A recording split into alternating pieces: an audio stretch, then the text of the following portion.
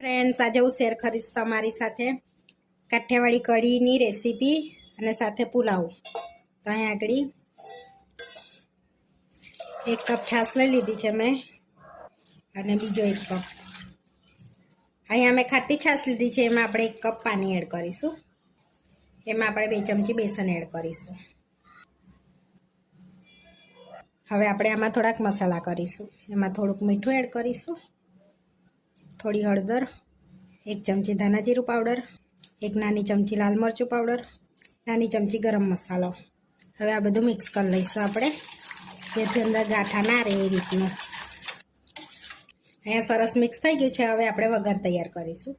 અહીંયા આગળ આપણે વઘાર એટલે આપણે 1 ચમચી ઘી લઈ લઈશું અને ઘીને ગરમ થવા દઈશું. અહીંયા આપણું ઘી ગરમ થઈ ગયું છે. થોડી 1 ચમચી રાઈ એડ કરીશું નાની, અને જીરું 1 નાની ચમચી એડ કરીશું. હવે બધું તતડી ગયું છે. એમાં 1 તમાલપત્ર એડ કરીશું, 2 તજના ટુકડા, સૂકું મરચું અને લવિંગ, અને લસણ ને મરચાં એડ કરીશું કટ કરેલા, અને કઢી લીમડો એડ કરીશું 5 થી 6 નંગ. આગળ 5 થી 6 નંગ લસણની કરીને 2 લીલા મરચાં કટ કરેલા લીધા છે. વઘાર શેકાઈ ગયો છે. હવે કઢીમાં એડ કરી દઈશું આપણે. અહીંયા કઢી ઉકળવા મૂકી દીધી છે. એમાં આપણે વઘાર એડ કરી દઈશું. આપણું લસણ ને એવું શેકાઈ ગયું છે. હવે આપણે કઢીને ઉકળવા દઈશું. ત્યાં લગીને આપણે પુલાવ બનાવી લઈશું. અહીંયા પુલાવ બનાવવા માટે મેં સાદા ચોખા લીધા છે. તમે બાસમતી બી લઈ શકો છો. 2 વાડકી ચોખા લીધા છે. હવે એને આપણે સરસ ધોઈ લઈશું. અહીંયા 2-3 પાણી આપણે ધોઈ લેવાના છે ને. અહીંયા ચોખા ધોઈ લીધા છે 3-4 પાણીએ. હવે 5-10 મિનિટ આપણે પલળવા દઈશું. અહીંયા કુકરમાં આપણે પુલાવ બનાવવાનો છે, તો આપણે થોડુંક તેલ લઈ લઈશું. અહીંયા 2 પરી મેં તેલ લીધું છે. તમે ઘી બી લઈ શકો છો, મેં તેલ લીધું છે. અહીંયા આપણું તેલ ગરમ થઈ ગયું છે. હવે થોડુંક જીરું એડ કરીશું આપણે. અહીંયા 1 નાની ચમચી મેં જીરું એડ કર્યું છે. હવે જીરું તતડી ગયું છે. 3 લવિંગ એડ કરીશું અને 2 તજના ટુકડા. હવે આપણે એમાં પાણી એડ કરીશું. ચોખા લીધા છે તો આપણે 2.5 ગ્લાસ પાણી એડ કરીશું, બીજો અડધો ગ્લાસ. હવે 2 ચમચી આપણે વટાણા એડ કરીશું એમાં. અહીંયા આપણે ચોખાનું પાણી એડ કાઢીને ચોખા એડ કરી દઈશું. તો આપણા પલળી ગયા છે 10 મિનિટમાં. હવે એમાં સ્વાદ પ્રમાણે મીઠું એડ કરીશું. તો અહીંયા મેં 2-2.5 ચમચી મીઠું લીધું છે.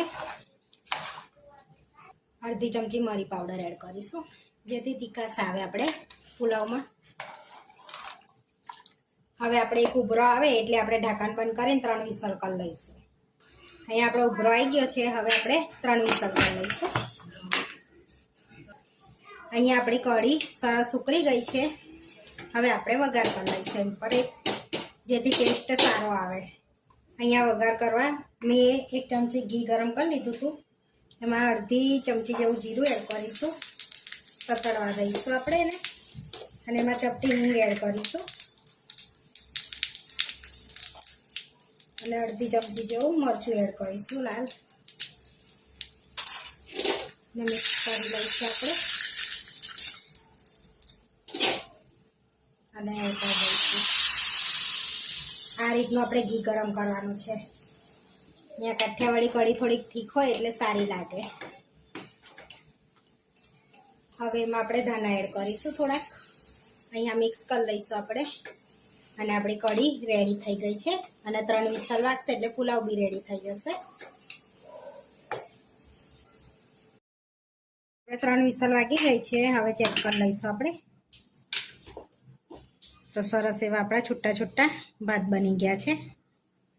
હવે આપણે સર્વ કરી લઈશું. તો અહીંયા આપણે પુલાવ લઈ લઈશું.